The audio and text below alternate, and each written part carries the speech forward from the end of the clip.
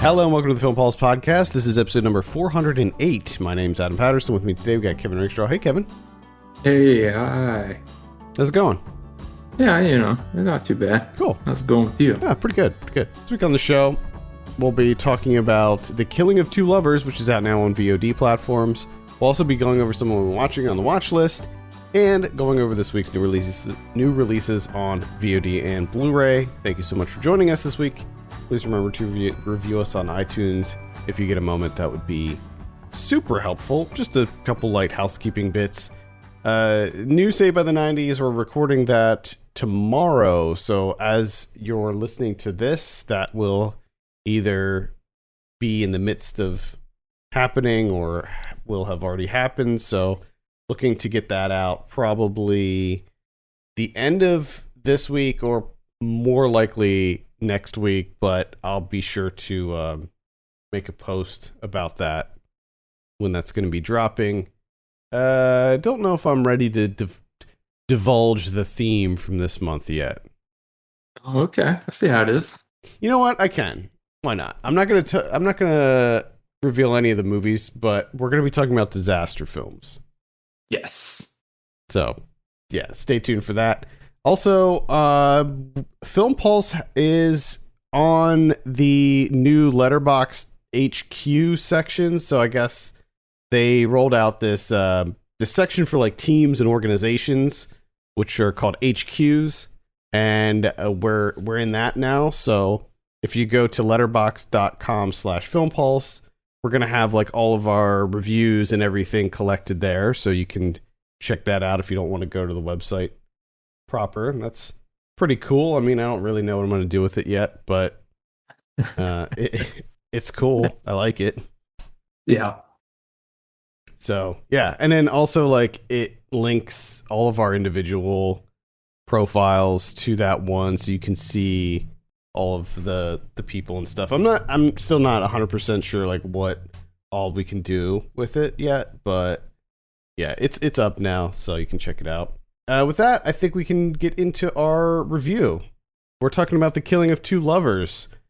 This is directed by Robert Machoyan. I'm probably mispronouncing that, and I apologize. I have a synopsis here. David desperately tries to keep his family of 6 together during a separation from his wife. They both agree to see other people, but David struggles to grapple with his wife's new relationship. We have a review for this up on the site. Chris reviewed it for us. So we'll start with you, Kevin. What were your initial impressions of The Killing of Two Lovers? The cinematography mixed with the location, that tandem does a lot of work for this movie. Really, really helps it out. And I mean, if you didn't have those things, this would just be completely mediocre, I think. I agree, and I agree with that, and I'll add on the score too. I really liked the music in this. I thought that I did too. It's very discordant. Mm-hmm. It's a very interesting score. But I like the way that it's utilized too, and that it really only shows up when he's alone. So I thought that was good work. But like the story itself, it's tough because of the way that it starts out, which I get, like you're trying to make this like really this moment that like really grabs you, really pulls you in, but like it just completely ruins everything. Like it just undercuts it, because I know what this guy did or what he was planning on doing. So the rest of the movie, I'm just like, why are we showing him in like anything remotely sympathetic light? Like I don't care about this guy. Like he's an awful person. Yeah, it's definitely a tricky one. I think that this is a movie that does kind of continue to subvert your expectations, especially how it opens and then where it goes from there. I mean, at the end of the day, this is a very, very subdued, very lo-fi kind of drama. I mean, even the title is, I think, somewhat misleading. I think that most people that read that title would take it on face value and be preparing for something that this movie's not. It really isn't. And I guess that was probably intentional.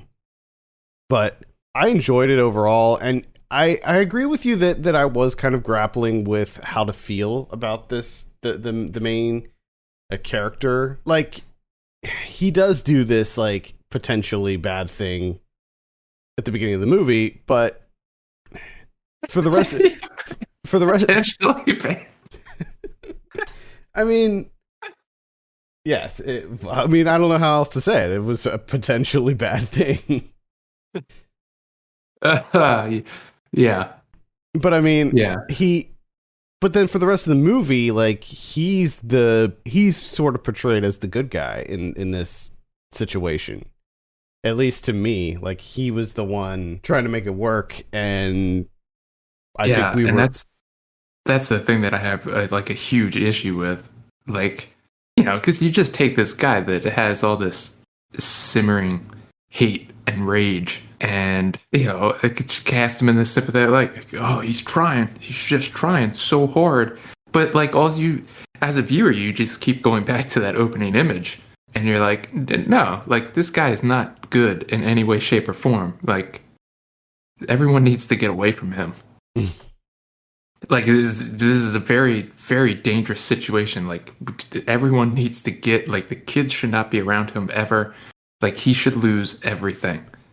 Well, one of the things that I was wondering that I don't think that they really get into too much is what was the catalyst for this break that these two are on? Like, what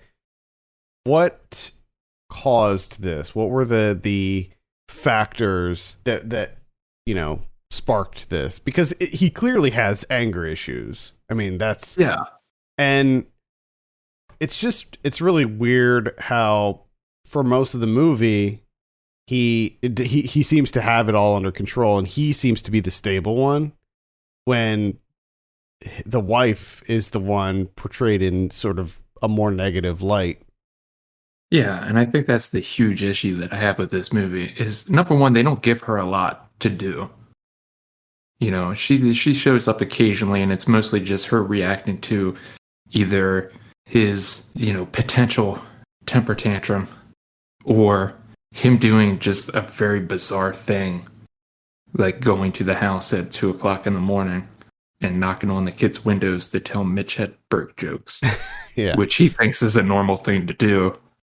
And that's the writing too, is that it casts her in this, like, it's not, I don't feel like it's like aggressively negative on her part, but it's like passively negative portrayal of her, where it's just like, she's just not trying at all. Right. She's just given up. Yeah. And it's like, yeah, probably the right idea. I think that a good example of that is that there's this one scene when they decide that they want to have a date night in order to sort of reconnect, and he has this whole night planned out, and she gets in the car and it's just like, let's just not do that.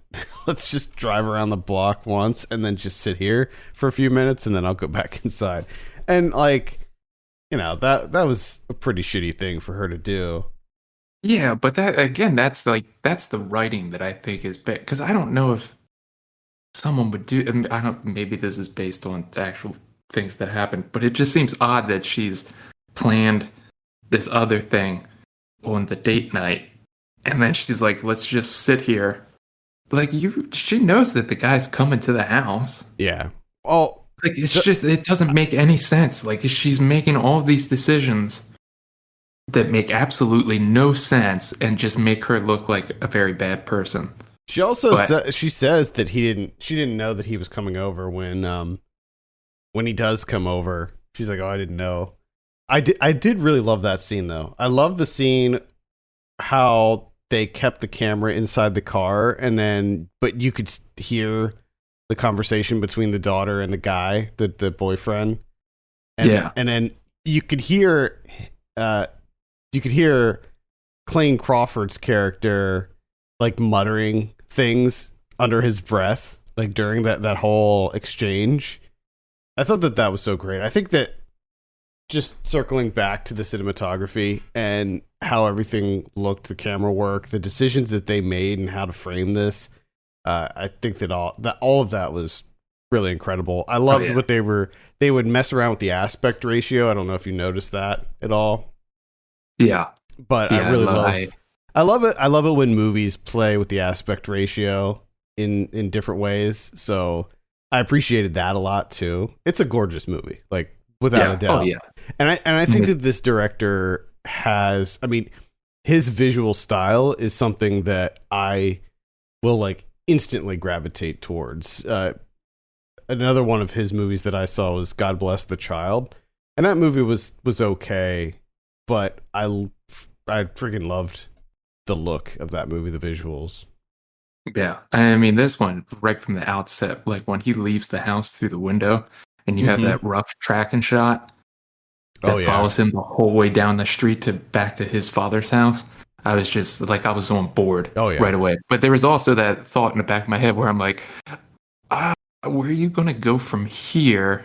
Because I knew that it was like a marriage story. And like right off the bat, I'm thinking, all right, well, I'm not on this guy's side. Like, and he's going to be the main character of this.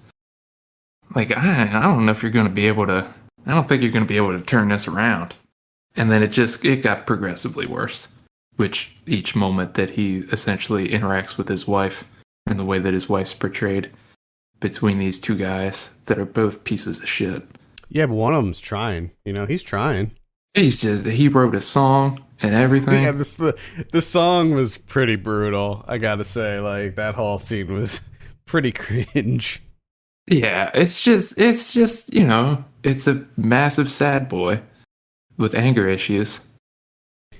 And I just don't care. He's getting cucked. I just don't care. I don't fucking care. It's just a man child. Yeah, I think I don't know. I was a little bit disappointed with the overall story.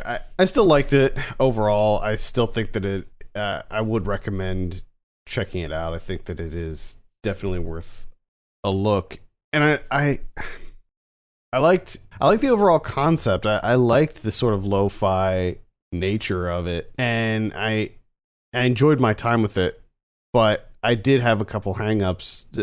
Maybe not. Maybe I wasn't as hung up on that opening scene as you. I was able to sort of get past that, but I will agree that I think that it was kind of problematic because it was a struggle. Like it was a struggle to like him, to feel empathy for them, and to want this relationship to work out. I mean, maybe that's not how it was designed. Like, it seemed like that's how it was designed. Like that we as the audience want to see these two work it out and get back together. I mean, maybe that's just sort of human nature. Like we just naturally want relationships to work out, and we want to see that, love get rekindled or whatever. But yeah, it just didn't seem like it was going to be a good idea for that to happen.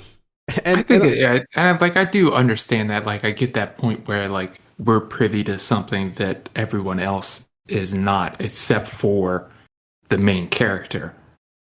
So everyone else is, operating without that knowledge, and we're just kind of like sitting back, like, oh, if you only knew, you would continue not trying whatsoever to make this relationship work.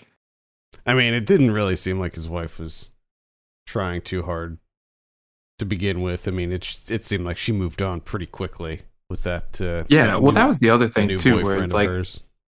I couldn't ascertain like how, like, at what point did they do this like trial separation thing? Like, it felt pretty recent. Yeah, because for him it felt like it was recent, but for her it felt like this was, like, you know what I mean? Like, I couldn't tell if like he just hasn't moved on, so he feels like this was like it's just started like 3 days ago, but in reality it started, like a year and a half ago, and he's just not moving on. Or was it super recent and she just moved on really quickly? Yeah, I couldn't really tell. I mean, when she asks him, she's like, "Are you dating anyone?" Like, that kind of leads me to believe that it has been a while. Because I feel like you wouldn't ask someone that after like 3 days, Yeah. Like, that just doesn't seem natural. And she doesn't seem like a like a bad person per se. No, it's just the way know. in which she's written. She just like she's not an actively bad person, but like I said, the writing creates her as this like passively bad person. Yeah. And it's just like, I don't think so. I don't think that's what you should be going for, because it just doesn't make sense. Yeah, it's a tough one. Chris, who reviewed it for the site, he really loved it. He gave it like an 8.5 or something. Like he thought it was pretty great, and I think that a lot of people will like it quite a bit. But I'm just kind of down the middle. But that's again, I think that all comes back to what we said at the beginning, that like the visual presentation of this. Helps it out so much. Tremendously. Because if you don't have this, if you just have this shot like any other independent drama, oh god, no, this would just be aggressively mediocre. Yeah, I would check out so fast if it didn't look the way it did. Like I would just be completely checked out. I wasn't like a big fan of how it ended either. I felt like it was a little bit underwhelming, and it's confused in a couple of ways with the ending. The ending with the driving, because it was. He had a freak out, Yeah, I think he wasn't in his right mind at that point. Like when something like that happens, like he might have been concussed. Like he probably was, more than likely. So yeah, you do crazy wild stuff. Wild things. All right, so that is The Killing of Two Lovers. Let's go ahead and give it a score. I'm at like a 6 on this one. Like I think that it's above average, but yeah, because I mean, again, it comes down to the technical aspects of this. Lift it above average. You know what I mean? Mm-hmm. Like there's no denying it. It looks good. I mean, this is, technically speaking, this is a really well-made film. Also, quick shout outs to the kids. I thought the kids all did a really great job. They were good kids. When I was they watching, were very, very natural, especially when he comes to their house at 2:00 in the morning. Yeah, like that was the thing. They're giving him shit about the Mitch Hedberg jokes. Yeah, that was the thing. Like, I was like, man, these kids are they act like they're actual siblings, and then afterwards I saw that they were actual siblings, and I'm like, okay, well that all makes sense then. But they just nailed it. Like it felt like they just woke up at 2:00 in the morning, and they reacted in a sense that their dad is knocking on their window at 2:00 in the morning. But they also have the time to be like, okay, yeah, well let's discuss the Mitch Hedberg stuff a little bit. Like let's not just that. We could talk about it a little bit. We want to get back to sleep, but we also got to have you realize that the ones that you think are funny aren't funny. Yeah. So, yeah. Props to the kids. They did a really great job, too. So, and can you imagine, Adam Patterson coming forward and saying these kids did a good job? You know what that... So that means they did a great job. If I say they did a good job, they did a fucking phenomenal job. Yeah, Oscar worthy. Yeah, is what we're saying. What are you going to give this out of 10? I'm going to give it a 5, I think. All right. There you have it. The Killing of Two Lovers is available now on VOD. Neon is putting that out. So if you're a fan of Neon, check it out. I feel like Neon is like the new A24. Yeah. It seems like for stuff that's just it's just slightly different. Mm-hmm. Slightly different. And I didn't know Clayne Crawford. Like I thought he wasn't a person. Like I figured he was just an absolute nobody. But that's the guy that was like the Lethal Weapon remake or whatever. Oh yeah. Mm-hmm. Yeah. Yep. So that adds another aspect to it.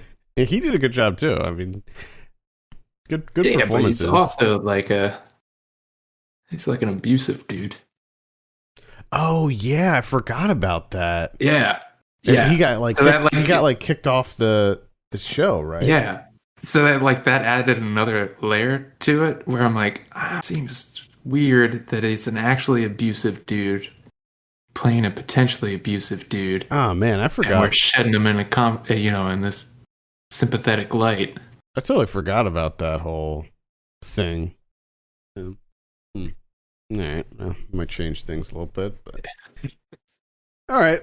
Let's move on and talk about someone we've been watching. I think I want to start it off this week just because I got back to the theater this week. Shit! It's been Watch a out. year and 3 months since I've been in a movie theater.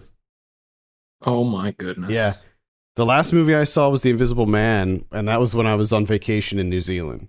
So that was back in February 2020. And this past weekend I went back to the theater. I'm fully vaccinated. My wife is fully vaccinated, and apparently the theater that we went to was, doing all the safety protocols and stuff. So it was all very safe. Actually, there was two other people in the theater, and they were like sitting like way far away from us.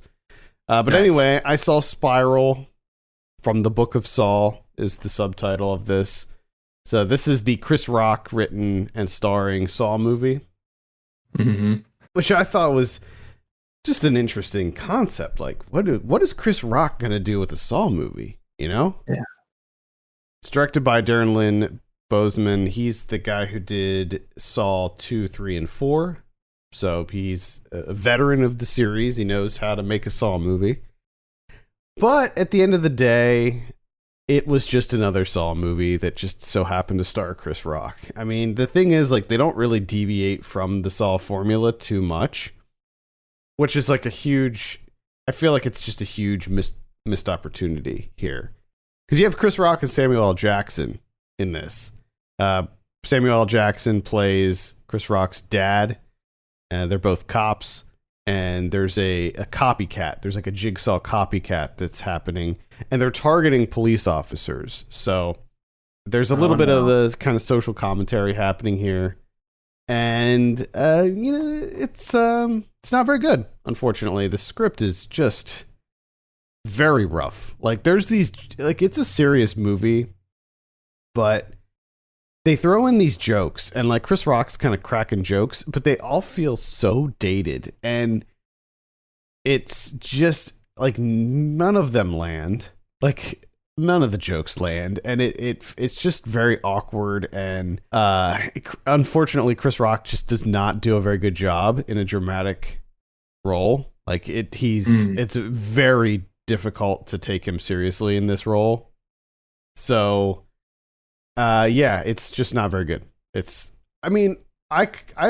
rewatched all of the Saw movies actually before this, and I like most of the Saw movies. I mean, I don't recognize them as being good movies or anything, but they're fun and they're entertaining, and they have like crazy traps and stuff. And the traps in this one were good, but it was like surprisingly tame for a Saw movie. Like, some of the traps were clever. There was one that involved like these sort of Chinese finger traps. That one was really crazy and pretty brutal. But like the gore level is much lower, and there's like a much stronger emphasis on the sort of investigation aspect, which I thought was going to be kind of cool, but it turned out to be not really, because the story is just very predictable and bland. So unfortunately, I can't recommend Spiral. However, the overall experience of just going back to the movie theater was incredible. Like, I didn't really think that I was gonna think too much of it. Like, I was just like, oh cool, I'll get to go back to the movie theater. But it was a surprisingly like emotional experience for me. Like, I got so excited. Like, when I sat down and like I got popcorn and a drink and candy, like I did the whole thing. Oh, yeah, you got to go. Yeah. You I mean, it was the whole 10 my yards. triumphant return, And when I sat down and the lights went down and the trailer started to play, I got so excited. Like, I literally got choked up at one point that I was just so happy to be back at the theater. And I really hope that everyone, when they can get back in the theater, they have a similar experience and just remember how magical that theater going experience is. And I'm going back to the movies today. Later on this afternoon, I'm going to see Army of Oh, the Dead. watch So out. Oh my goodness. yeah. So Can't keep this guy away. oh no, nah, back at it.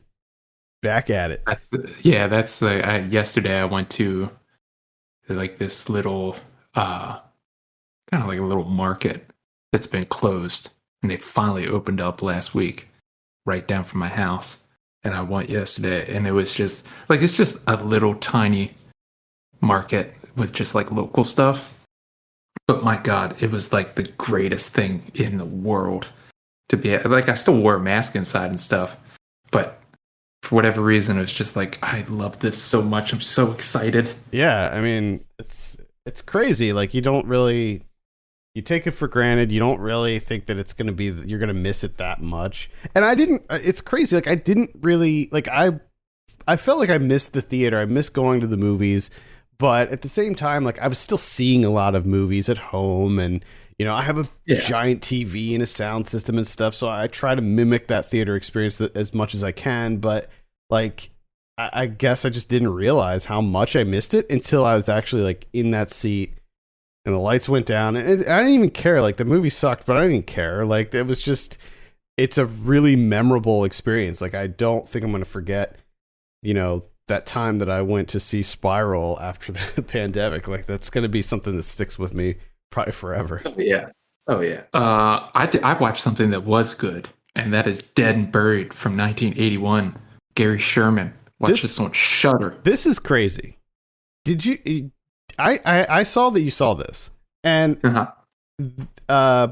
for those of you that subscribe to Shudder, I'm sure you probably all watched The Last Drive-In with Joe Bob Briggs, which airs on Friday nights. And this past Friday, one of the two movies that he covered that they watched was Dead and Buried. Oh, really? Like, what are the odds of that? Like the thousands of horror movies, the hundreds that are on Shudder. It's he picks Dead and Buried the same week that you watch Dead and Buried.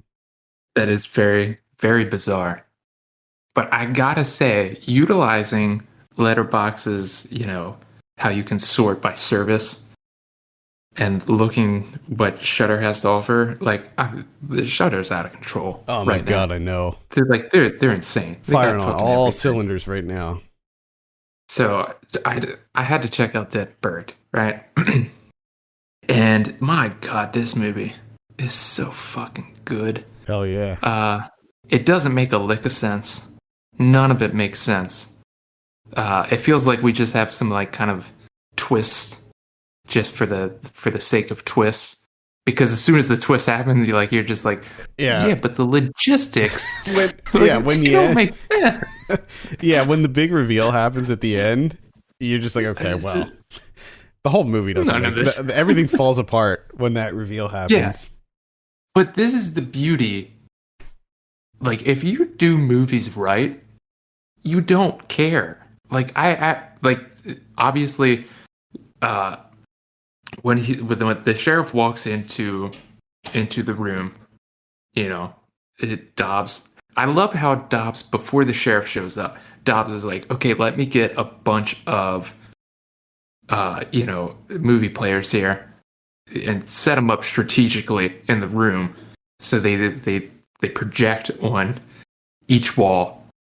I'm gonna have all these things. I just love the logistics of that, him planning that out, because it looks incredible.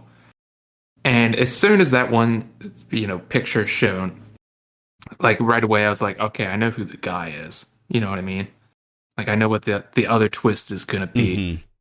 And then of course the other twists they come back to it, and of course as soon as that happens, that's when it happened before, but at that moment I was just like, none of this makes sense. Like this whole town, it doesn't make sense.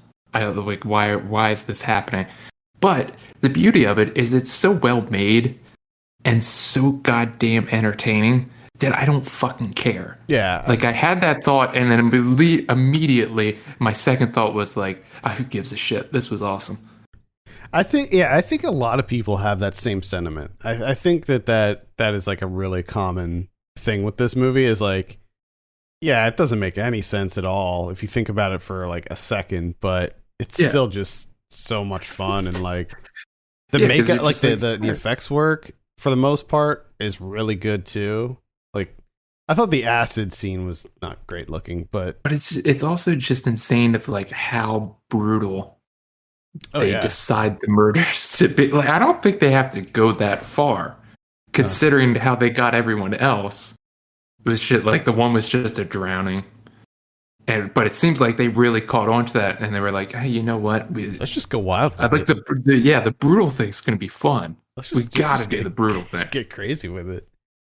And then them having when they show up with all their cameras and stuff like that just added another element to it. Because can you imagine being murdered by a town and they all show up with cameras Yeah, to take your picture as you're dying? yeah, Like that's insanely fucked up. it It's is. just insane. It's just the way that they do things too. Like the kid, how the kid just shows up in the classroom the one day, and you're just like, oh Jesus Christ, they're gonna fucking kill anybody. Yeah, They don't care. nope. But man, I mean, this thing, it's just like the location too. The fact that it's in a New England harbor town, like this little fishing community. Ah, give me a break. This is something else. Yeah, This love movie. the location. And it's just nuts because I've never heard of Dead and Buried. I've never heard of this movie. Oh really? It was a And video I just nasty. happened to be, you're looking through Letterboxd and you just see the little posters or whatever, the little thumbnail. And I was like, I like the look of this. And then, you see when you click on the page and it has that header image, and you're like, oh, okay. It's a needle in the eye movie. That's promising. You can see the regular one or the Last Drive-In one. Both of them are on Shudder. So good. So good. Speaking of Shudder, I saw Fried Berry, which is directed by Ryan Kruger. This was another one that actually they did a world premiere at the Last Drive-In last week. So Fried Berry is about it's a South African film about a drug addict who gets abducted by aliens, and the aliens possess him and then come back down to Earth and like poke around and just see what happens in the body of a human. And because this alien picked this heroin addict criminal as its host, basically the alien just goes around and gets into trouble, has a lot of sex. Very interesting movie. Like it's definitely not like anything I've really seen before. There's maybe one of the craziest abduction scenes I've ever seen in a movie. Like the alien, the way that they shot the alien abduction scene in this is freaking wild and awesome. It's like super surreal, really weird, and lots of really cool lights, and it was really, really cool abduction sequence. The rest of the movie's it's all right. So maybe I'll give it a light recommend. Fried Berry. Yeah. And, Next movie I watched. Oh, okay. Sorry, just one other quick thing. I was expecting this to be another one of those like sort of gross out horror movies. Yeah, looking at the poster, that's what I'm thinking too. Yeah, like Greasy Strangler, one of those. It's not quite at that level. There's some like unpleasantness to it, Yeah. but it's definitely not at that same level. Okay. Yeah. And another movie off of Shudder. Thank you, Adam, for Shudder, because I feel like I just watch things on Shudder now. I know. I watch it a lot too. There's just so much stuff on there. It's ridiculous. I watched Shrew's Nest from 2014. This is a Spanish horror movie. I'm using horror lightly. It wasn't as horror leaning as I was hoping it to be. It plays out a lot like Misery or something, a movie of that ilk. It's Spain in the 1950s. This woman lives in her apartment. She's agoraphobic. She can't leave the house.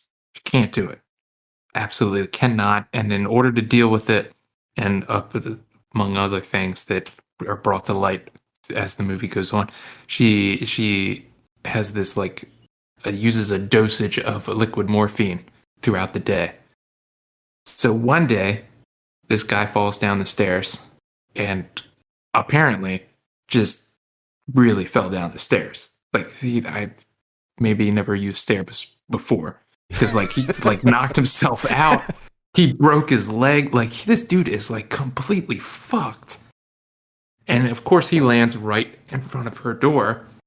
So she drags him in, gets him in bed, and like kind of this guy passes out from the pain. His head is bleeding. His leg is just like completely fucked. So she kind of like takes care of him, but she's also not being 100% truthful with the dude. Like she said that like the doctor came and it's a good idea for him to just like kind of hang out, take it easy. Whereas that never happened. She never had a doctor over. She likes the guy and she wants the guy to stay. And she's kind of out of her mind a little bit. Now her 18-year-old sister lives with her and she knows that she's not, the healthiest person mentally. So she tries to help this guy out as well. So they're kind of dueling with each other. And she just ends up doing a lot of disgusting things.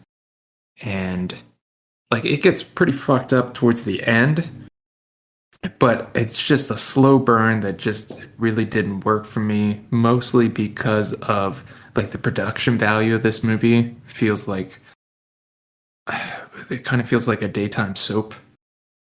Like the lighting's just really off. It just did not work for me. That's unfortunate. That's Shrew's Nest on Shudder. Keeping with the Shudder theme, I saw. Let's go Shudder. I know this podcast is just going to be the Shudder podcast. I saw The Day of the Beast from 1995. This is directed by. Wait a second here. Mm-hmm. Okay, now this is interesting because I'm pretty sure that this guy produced Shrew's Nest. Oh, really? And this movie I was either going to watch Dead and Buried or this movie, and we went with Dead and Buried over The Day of the Beast. So this is just weird. Oh, okay. Well, you should have picked Day of the Beast because The Day of the Beast is pretty crazy. This is the same guy that did Witching and Bitching, which I liked a lot. And he did The Last Circus, which, if I remember correctly, I did not like.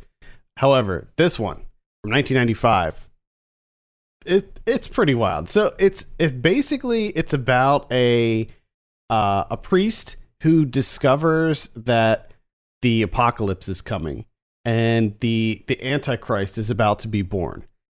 He figures out the day that it's going to happen, but he doesn't know where it's going to happen. So what he decides to do is he needs to contact the devil. So in order to contact the devil, he basically has to do everything. He has to turn into a horrible person. So he just goes around and is the worst person he can possibly be. So he like listens to black metal music and tries to like evoke the devil. Like he steals money from people. He pushes people on the ground. Like he was walking down the street and there was one of those street performers pretending to be like a statue. He just walks up and pushes him over. And he just goes around and tries to be an awful person in order to contact the devil. And he then teams up with this record store employee and this TV show host who has this show about like the occult, and the three of them basically have to team up and try to prevent the apocalypse from happening. It's super fun. Like I had a really great time with this movie. I think it could have gone a little bit heavier on the whole like a priest being a horrible person in order to evoke the devil. Like I think that premise alone is sort of a good hook. Yeah. And I think that they could have capitalized on that a little bit more, but it's still really fun. So I was like hankering for a 90s, like a solid 90s horror movie that I haven't seen before, and this one definitely scratched that itch for me. So I could definitely recommend checking out The Day of the Beast from 1995. Oh yeah, I will definitely be checking that out.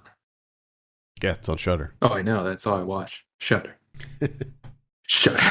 This episode brought to you by Shudder. Oh, well. Do you have any more to mention? Because I have another Shudder one. You have another Shudder? I do. So, yes. I finally watched Hello, Mary Lou, Prom Night II from 1987. This is a movie that's like eluded me for years. There were like maybe 2 or 3 times where I either meant to watch this movie and didn't, or like just didn't have time, or this actually played on the last drive-in. I don't know if it was last season, but I ended up falling asleep. And so I finally was like, you know what? I'm kind of in the mood for like a solid 80s horror movie. Again, I wanted something that I hadn't seen before. So I was like, oh, that's right. Like I've been meaning to watch this forever. Finally sat down, watched it, freaking loved it. I don't understand. Like, I feel like maybe this is one of the biggest, like, under the radar. Like, a lot of people nowadays talk about this movie and sort of give it the praise that it's due. But I think that, like, you see that title and you're just like, it just seems like a bad sequel to a movie that wasn't, you know, great to begin with. The first Prom Night with Jamie Lee Curtis wasn't an incredible, you know, slasher movie or anything. But this movie's completely different. Like, it has nothing to do with the original Prom Night. So I think that the title is its biggest undoing. What you have here is, it's like a mashup of Carrie, A Nightmare on Elm Street, and The Exorcist. And it is done so well. The effects work is incredible. I loved the story. Just everything about this movie is awesome, and highly recommend this one. If you're looking for a solid 80s horror movie that's like fun and has good effects work, definitely check out Hello, Mary Lou, Prom Night 2, because it's great. Fucking great. Yeah.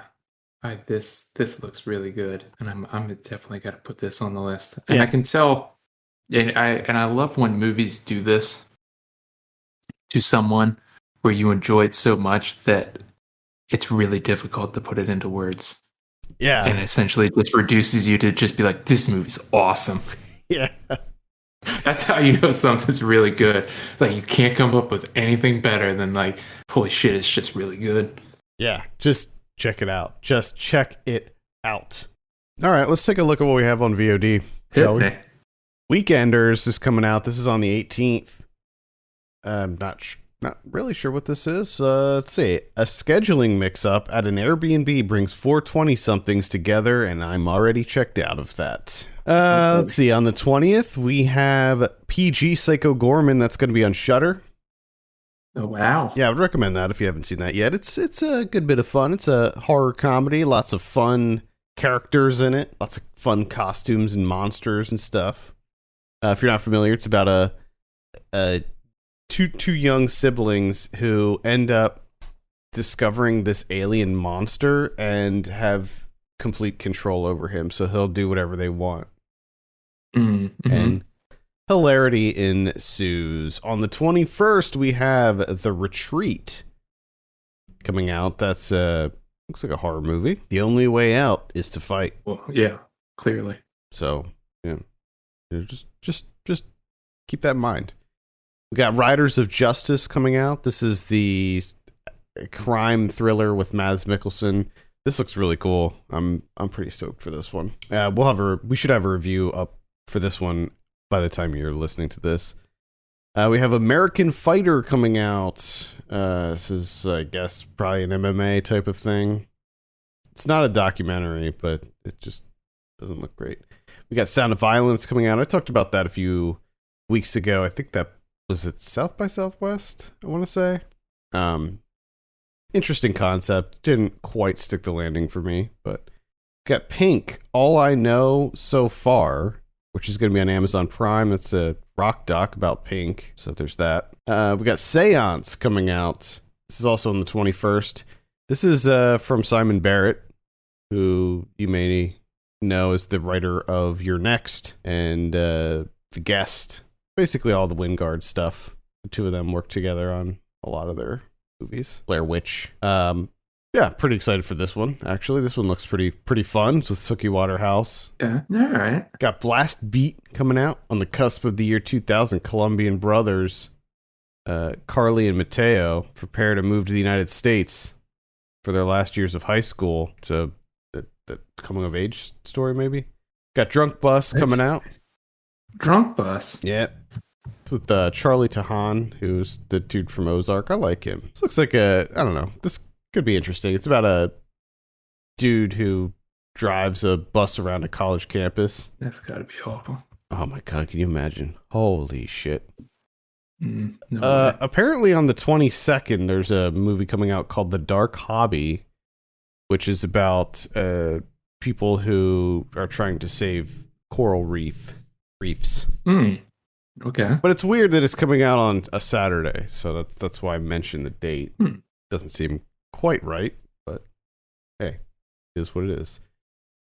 Blu-ray this week, we have Santa Sangre from 1989. That's going to be on 4K. It looks like is that a Vinegar Syndrome maybe, or a Severin? Looks like a Severin, yeah.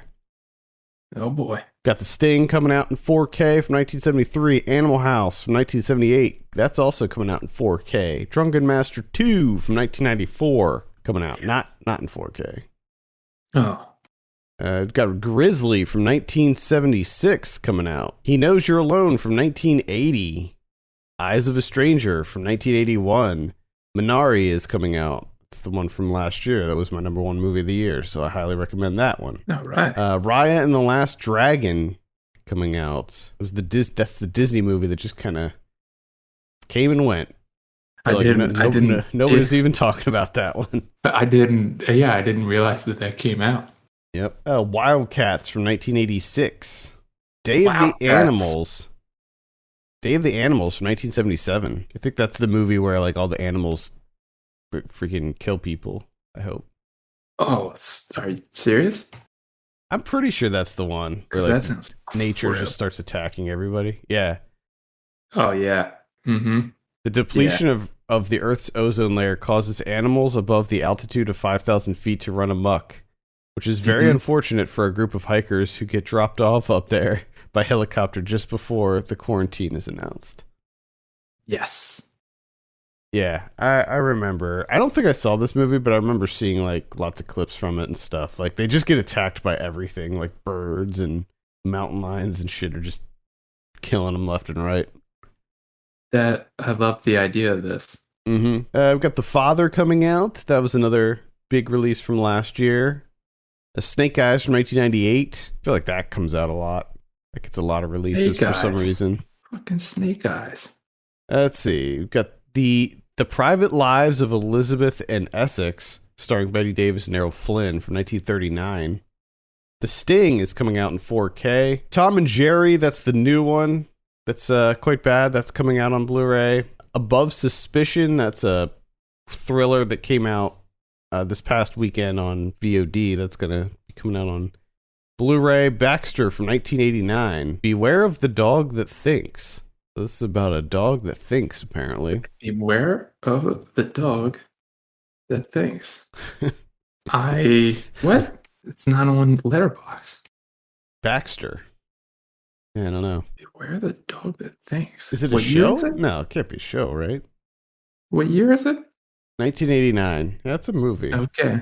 Yeah, okay, here it is. A sociopathic bull terrier. I'm not familiar with this, but I'm all about it. Yeah. Huh. It's a French horror film that blends thrills and black comedy. The inner thoughts of the brooding Baxter reveal that he is quite unhappy with his situation, living with an elderly woman who's afraid of him. He doesn't like it. Nope. Interesting. All right. Yeah, well, I'm going to have to add that to my list. Let's see. We got The Nest from last year coming out. Hunted. That's on Shudder. So you can check it out on there. Cosmic Sin. That's that sci-fi movie with Bruce Willis that is supposedly horrendous. We got Sun from earlier this year. Shithouse from last year. Mm-hmm. Let's see. I feel like they kind of shot themselves in the foot with that title, actually. Because when I think of Shithouse, I think of like something like a gross out type of movie for some reason. You know, like Greasy Strangler, or like one of those. Yeah. Butt Boy or whatever. But it's not, I mean, it's like, from what I haven't seen the movie, but from what I gathered, it's your pretty typical like romantic comedy. So I'm just not sure if that title was the best decision. I've seen a lot of good reviews for Yeah, it. yeah, apparently it's good. So I don't know. That's about it for regular stuff. What do we have on Criterion this week? Oh, we have Ho Xiaoxin's Flowers of Shanghai from 1998 coming out on Criterion, getting some Taiwanese films on the Criterion collection there. Nice. And this has new subtitle translation. It's got a brand new documentary on the making of the film, featuring behind the scenes footage and interviews and whatnot. Woo. All sorts of stuff. 4K digital restoration. Damn. Nice. Watch out. Nice. All right, cool. Well, pick that up then. I think that'll do it for this week. Thank you so much for listening. You can send us your questions and topics to podcast@filmpulse.net. You can follow us on Twitter @filmpulsenet and @filmpulsekevin. And if you have a minute, consider reviewing us on iTunes. That'd be extremely helpful. For Kevin Rakestraw, my name's Adam Patterson. We'll see you next week.